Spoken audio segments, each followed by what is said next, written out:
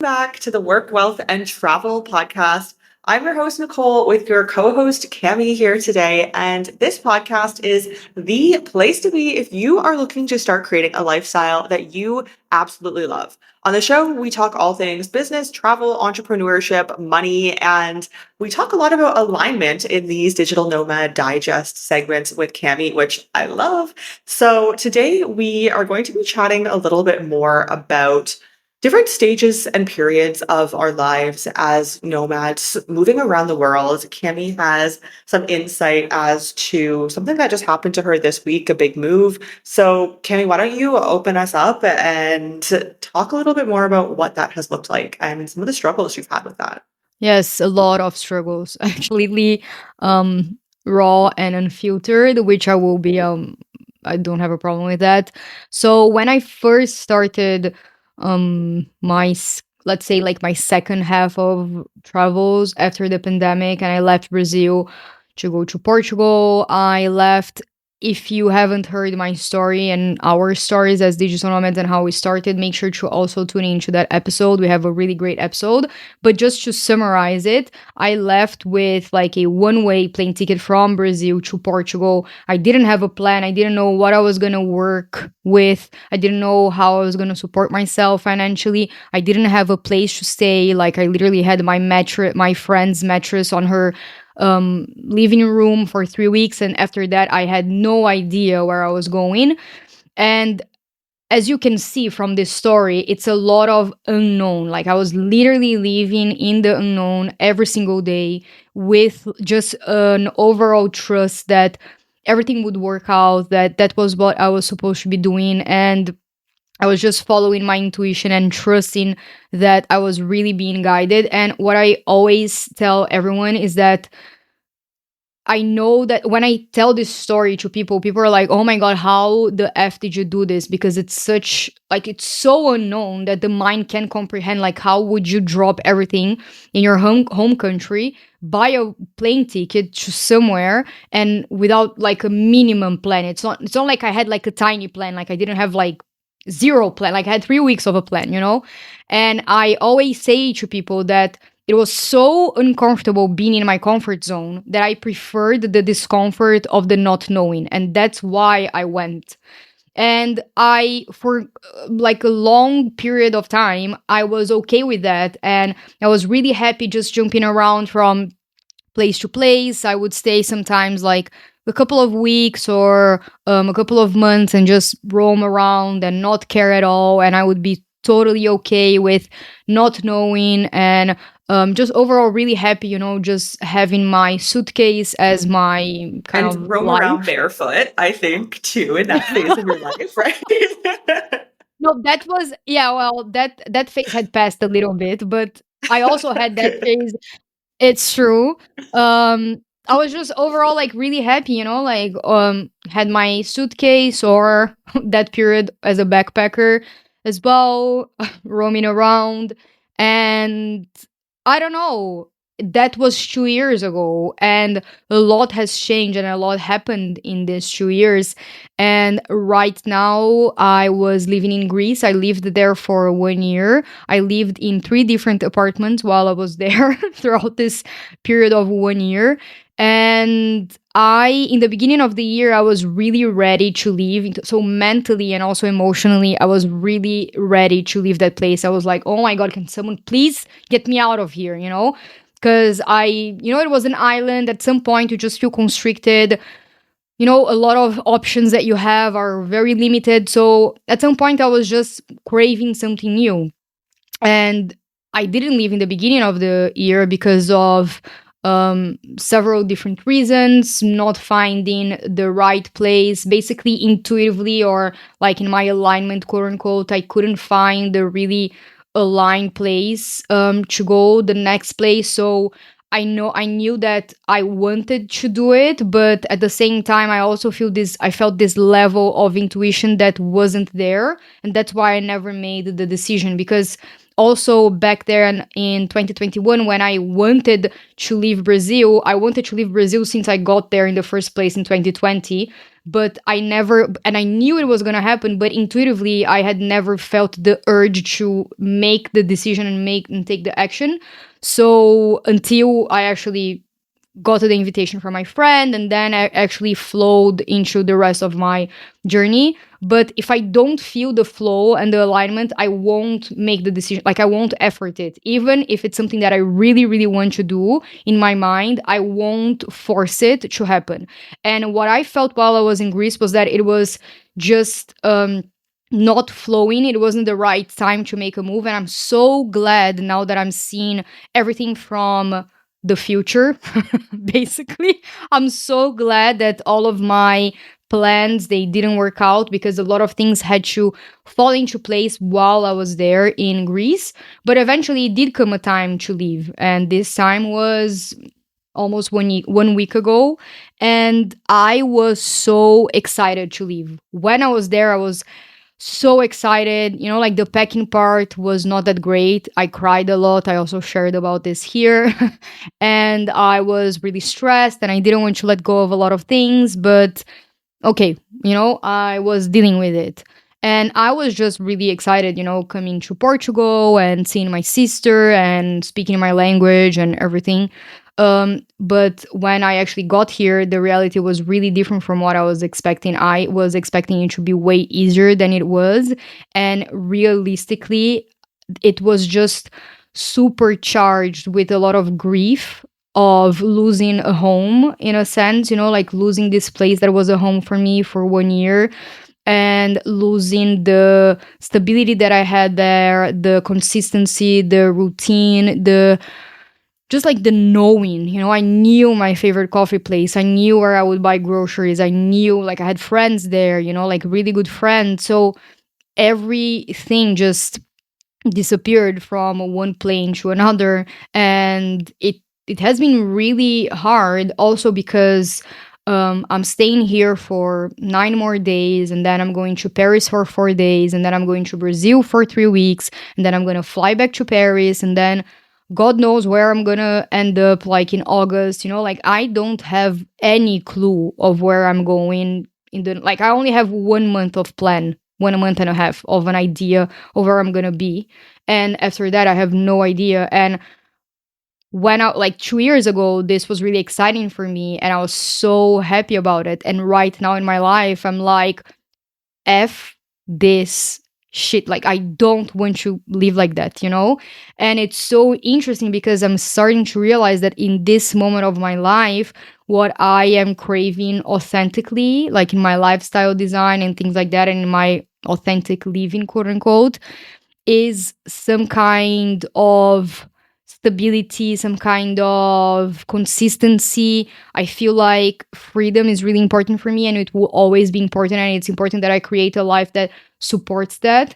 But at the same time, I feel like in this moment right now, my, like, inner child just is like, honestly, I feel like my inner child is telling me, like, Mom, I want you to come home. Like, I'm tired. Take me back home. And I'm like, I'm sorry, I don't know where home is. We don't have a home, because not even in Brazil I feel at home, as you probably feel the same in Canada. So it's just been overall really challenging dealing with those emotions, and with this idea of not feeling at home in the world. And it's something that I felt before in the beginning and in the middle of my travels, but I think that now is really, really strong.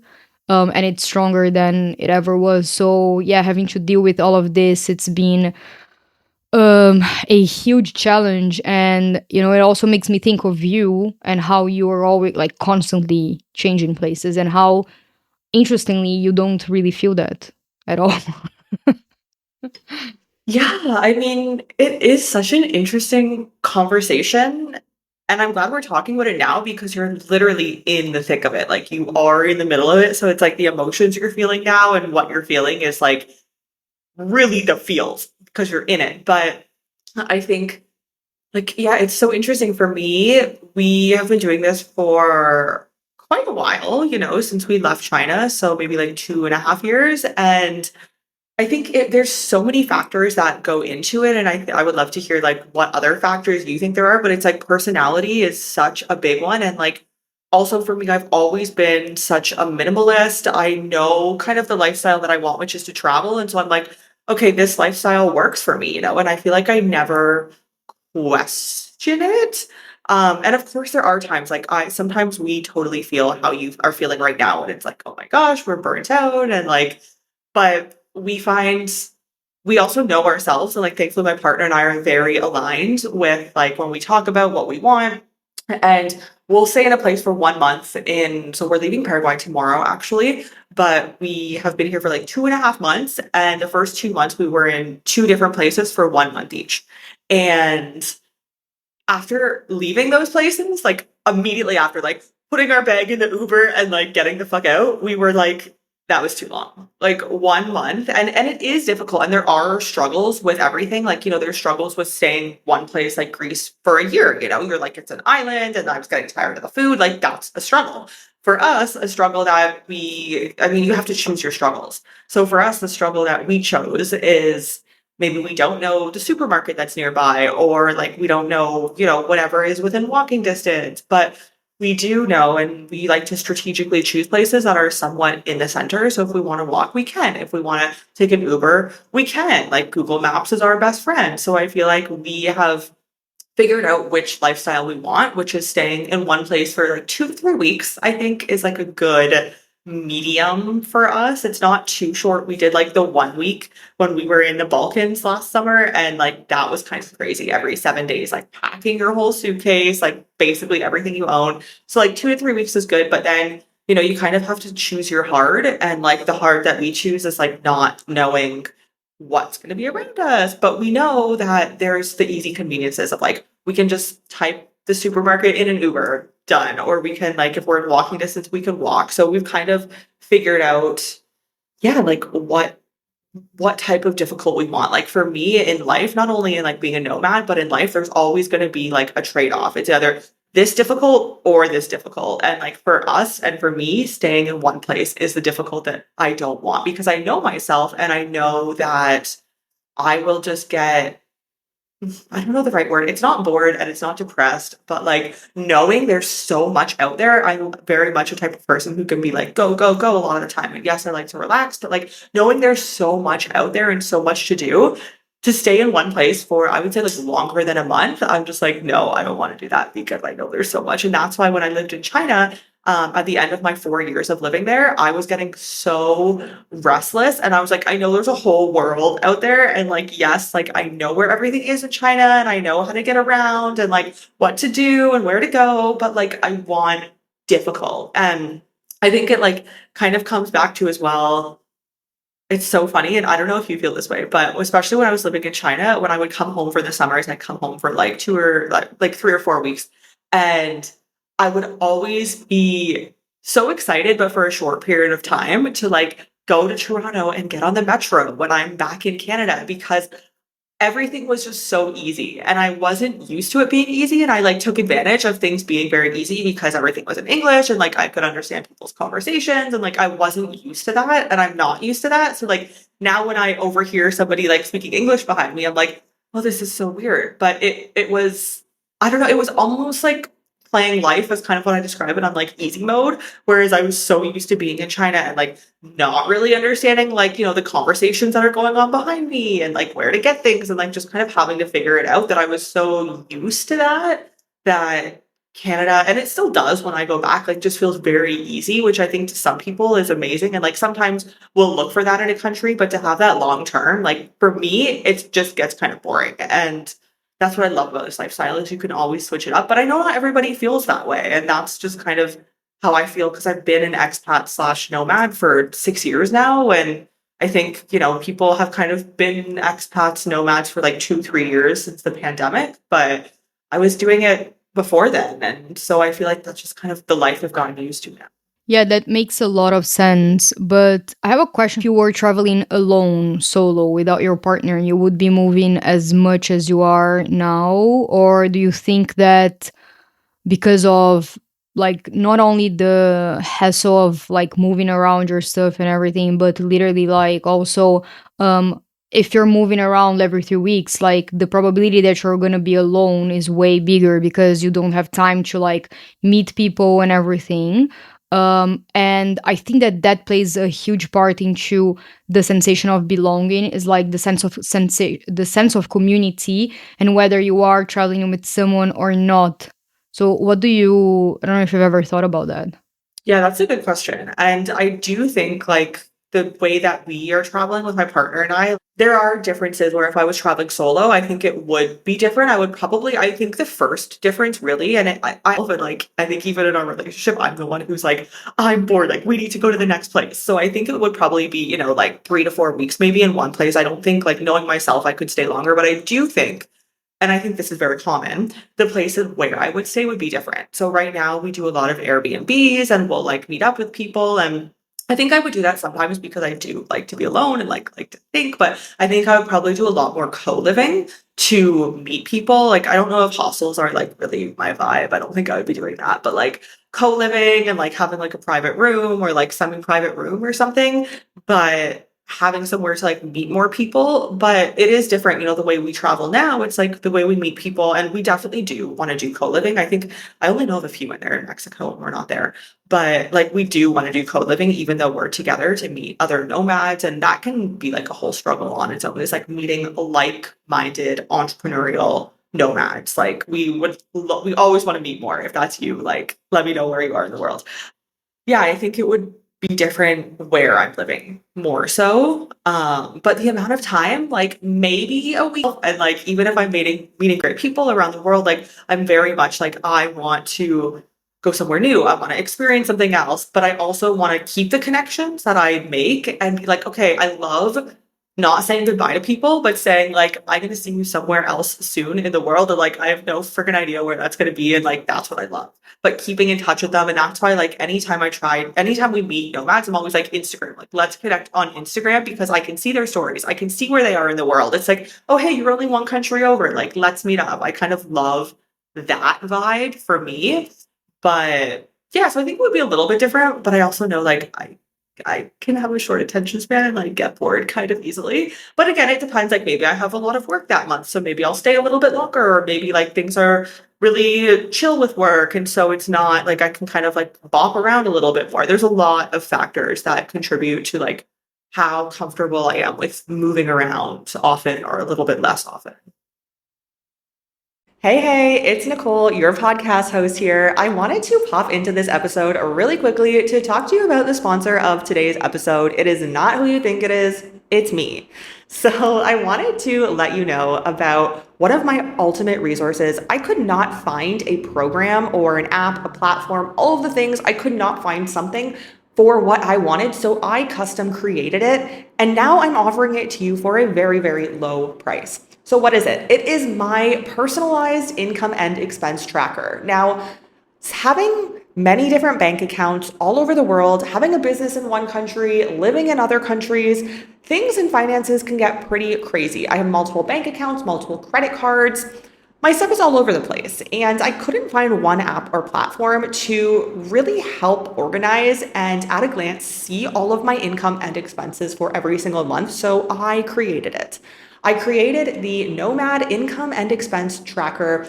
It is available if you head to the show notes. You'll see my Stan store. Click on that, scroll down. You will be able to purchase it directly there. It's instantly delivered to your inbox, and it will show you at a glance all of your finances. What I like to do, I've gotten the amazing habit of inputting my income and my expenses for both personal and business at the end of every single day. I put all of everything I've spent, everything I've earned in there. And at the end of the month, it will show me in very easy to read graphs, forms, many different ways to see what you have spent that month and what you have brought in that month for both your personal and business. You can compare months, you can compare personal and business. Very intuitive. Head to the link below. I give you a complete walkthrough, and I personally use this every single damn day. I am obsessed with it. I had to get it created for myself because I couldn't find anything else out there that I loved. And so now I'm offering it to you. head to the link below, head to my Stan store, watch the walkthrough, and I would love to see you utilizing this and being just as obsessed with it as I am. Okay, back to the episode. Because I don't know, for me, what I found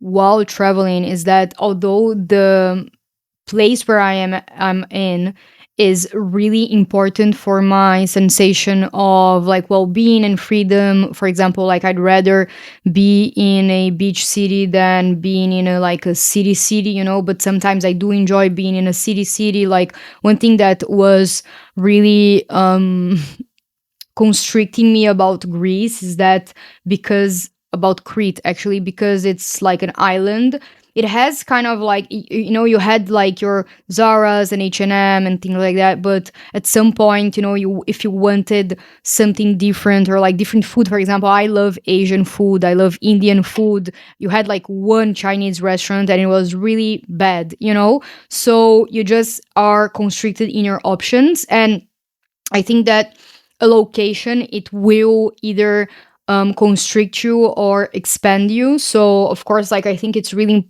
essential where you are choosing to live, but at the same time, it's almost like that movie. What's the name of that movie that the guy is in a van, and then he realizes in the end, like he dies in the van in the end. It's like Wild. Oh, is that with like Leonardo DiCaprio in the Into the Wild or something? Into the Wild. Yeah, I think so. Yeah. I don't think I've ever seen the whole movie, but I know that like because it's based in a book, right? I think so. I don't know. I think that I in think it's the based on a end, true story. Maybe yeah, it's a it book is. Yeah, too, yeah, but yeah. And I think it's like a his journal, like his diary or something. yeah. I think so. I know that eventually he's like, you know, wanting a lot of freedom and blah blah blah, and he takes his van. I think, okay, so don't quote me on that. And then he takes his van and he's just traveling around and everything, and then eventually he dies of. I think yes, I think he gets poisoned by Yeah, a he like a eats plant, berries. and Yeah. there's no one around him to save him or know what to do. Yeah, it's true. And then he dies. And Yeah. basically he has this quote of um like the sensation that like the feeling of home or like the feeling of happiness doesn't necessarily come from a place. It also comes from the people that you're surrounded with, you know. And I think that for me, because I've been traveling like while I was in Bali, I was traveling by myself, but I also met a lot of people along the way. So I was alone, but I was never really alone, you know, like I was alone at some parts of my journey. But in general, like I had friends with me, I had connections, I had people to go out with, you know. And then after I left in 2021, I also was alone, but I ended up meeting a lot of people around like wherever I was.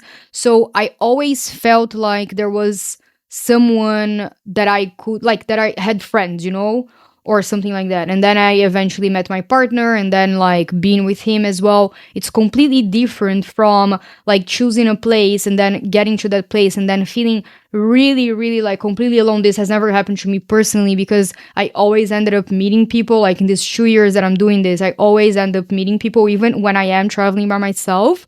It takes a lot of you putting yourself out there. So if you are traveling by yourself, it does take you that, like you have to put yourself into situations that sometimes are not really comfortable for the mind socially, but you know those will support you in meeting people and not feeling alone and everything.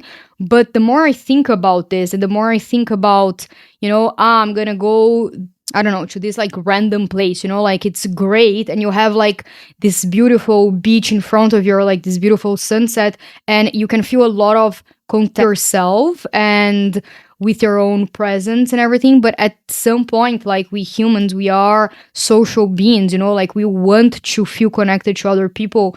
And I think that for me the sensation of home, although, and but at the same time it's really weird, like I'm saying all of this and going into this rant, but at the same time it's really weird because in Brazil I have all of my like my entire community, I have my friends, I have my family, my childhood friends, and I still don't feel at home there. But like if I went to a place and didn't know anyone and stayed alone for like months, you know, like not meeting a soul, I'm sure I don't know, maybe I would feel look like totally at home, but I think it's just like when you are a nomad, I think that there are several bubble of like elements. There are several elements that will interplay into you making a decision of where you're going, or even if you're feeling good in this place, or if you're feeling at home, if you're feeling like this place is supporting you, or if this is just a beautiful Instagrammable place, but it's just like not supporting your own values in and your own lifestyle, you know? So I don't know why I just went on this like really big rant. I was gonna talk about community, but yeah, I don't know. It's just like a thought, because yeah, it's just like overall really challenging to just find this sensation of home and the sensation of community, the sense of community, but at the same that makes sense for your personal being. Yeah, I think that's a very, and I feel like as you're talking, I always am like, I have so much to say. And then like my stupid mind, if I don't write things down, I just forget them. Um, but that's why I'm like always writing notes. I think this sentiment is like very interesting to me because, and I'm sure you've experienced this too. It's like I was in China for so long. Like China to me is like my first slash second home. Like it's like kind of a tie because I don't really feel at home in Canada, and I did like so much growing up. But I feel like at the same time, like it's very interesting because the way I travel, I always say, not always to each other. It's like I don't have a home. Like he doesn't have a home. And like I am okay with not having a physical place as a home. But like for us, like, and this like might sound like so corny, stupid, but like it's like I feel like if you like travel in a relationship, like you understand it's like he is my home and like I am his home. And it's like I like not having, and I think this is like maybe for me, the quintessential like what being a nomad is. It's like not having like a place, like a physical place as a home, and like having, and whether you're in a relationship or not, I think like even if I wasn't with him, the people would be home. And it's like to me, China feels like home, not because I lived there for so long. There's a lot of aspects of China I'm like I couldn't live there again. You know, there's a lot of aspects where I'm like, no, but it's the people and the memories and the community that I had there that feel like home. And I think, you know, I've thought about before, like if I was traveling solo or like whatever that may look like. And it's like, I would just want to meet, I feel like so many nomads and like-minded entrepreneurs and travelers in different places. And it's like that place kind of has like a piece of your heart because of that. And like, yeah, you'll meet the people like anywhere in the world. But whenever you go back to that place, even if they're not there, like it just feels, you know, like that you have the feels in that place. And like, of course, not every place is going to resonate like that, but I think there definitely are some that do and some that don't, which is totally normal. But yeah, I think like the sense of home is very interesting to me because for most people, sense of home is like where you live. But like for nomads, it's for me, I don't know. I'm curious, like maybe for you how that looks, but for me, it's the people. Like it's my partner. It's like where we meet people. It's like where you have like a really great connection of people and the memories. Like that is home for me, and that's so much more important. And like I could have eventually like 20 homes, and like for me, like I love that. Why would I not want to have places all over the world that I feel connected with? Yeah, but that's why exactly why I asked you about the thing like if you weren't with your partner, because right now my partner is in Paris and I am in Portugal, and after being for 1 year like together, the two of us like all the time, you know, doing everything together, now not being around him, it's just really weird, you know, and it throws me off because I'm like, wait, you know, it's almost like, oh my god, where will like where can I step, you know, where is the ground, because the person that one symbolizes the home for you is not there. So, and I at the same time when I was traveling, because I have like a little bit of like both experiences, you know, like I did travel alone in the beginning, now I have my partner, but now we are physically, you know, not in the same place. So I'm having like the contrast of everything. And I'm thinking to myself, like, how did I feel at home when I didn't have this person with me and I was alone? And I remember that I used to say that, you know, I know that a lot of people, and I told that, told my therapist that yesterday, I know that a lot of people will say, like, home is where you are, you have to find home inside of you, and really beautiful, beautiful quote, but it's I want to watch you do it, because it's like not as easy as saying it. Like it's not. So I keep thinking to myself, like, what were the things that I used to do that made me feel at home? And like for me, that's why I talk a lot about like grounding and having like a place in which I can have some sort of stability, because for me, my routine, quote unquote, and like the small things that I do, like we talked about this before, like the cooking, the practicing some kind of exercise, the meditation, the going for a walk, the I don't know, like whatever, getting a coffee somewhere that I like, those small things that bring me happiness, they are the things that kind of like bring me back to myself, like, this is who I am, this is what I like, and this is what makes me happy. And if I am just like for 1 week somewhere and all of my stuff are inside of a luggage, I can't really open anything. I can't have my matcha. I can't have my, like, I don't know where my charger for my, like earphones are, and I can't meditate without the earphones and whatever. Then I just feel really destabilized. And I think that when you have someone with you, it's a little bit different, because that person kind of like mirrors back to you who you are and kind of like grounds you, especially if they've been with you for a long period of time. But then when you are alone, this dynamic changes, and also like you have to make an effort to and see people and meet people, and that can also feel very uncomfortable, because you said like in the end, what really makes you feel at home is this sense of community, willing or not. Like you can be, I'll repeat what I just said, like you can be in a beautiful place without anyone. Not sure you feel at home. Maybe you will, but at some point you're like what's the point in being like a really beautiful place and then being alone? It's like kind of, yeah, pointless. I don't know, just really interesting to think about. Yeah. Yeah. And I think, that is like kind of like end off the episode. Like, I feel like that is, I mean, like you said, humans are social creatures and like we want to be around people. And so what we kind of like both said in different ways is like, it's the people, it's the community, whoever you have, maybe of people that you just met. I actually know like a lot of solo travelers, like side tangent. Maybe it's just like the Instagramization, glamorization of it all, but I feel solo travelers like they have more friends than I do, and like they're like meeting people, and I'm like, oh, this is so cool. Like I want to do this too. Like sometimes I look at that life and I'm like, that's so fun, but it's like it does take a lot of work and a lot of like being extroverted. Obviously, they're not doing that like every single day, but it is like a very different, and I think it's amazing to like kind of have both. Maybe those are different stages of your life, but to have them both at the same time, have one and then the other, like whatever that looks like. But yeah, I think, it's interesting, like in throughout this conversation and throughout like thinking back on my last 6 years of like not being in my home country and like not really planning to go back. It's kind of just like it's the community and the people around you. And I think the city, or the country or whatever, like has something to do with it as well. But it's really the people who you're with and like they make that experience, whether it be like friends or family or partner or like whoever kind of makes that place what it is. Yeah, I totally agree. And in saying that, I would love to first, I think that people who travel alone are the ones that are the ones that get out of their way more to make friends. So I think it's completely normal that they will have more friends than you, because like you have to do something to not be alone. Like you don't want to have a dinner by yourself every Friday night. You want to kind of like put yourself out there and everything. So I think that's completely normal. And I also wanted to leave my personal tips for anyone who's listening. If you are traveling by yourself, or I don't know, even if you're not and you want to meet people, my own personal tips for meeting people outside of your home if you're traveling as a nomad.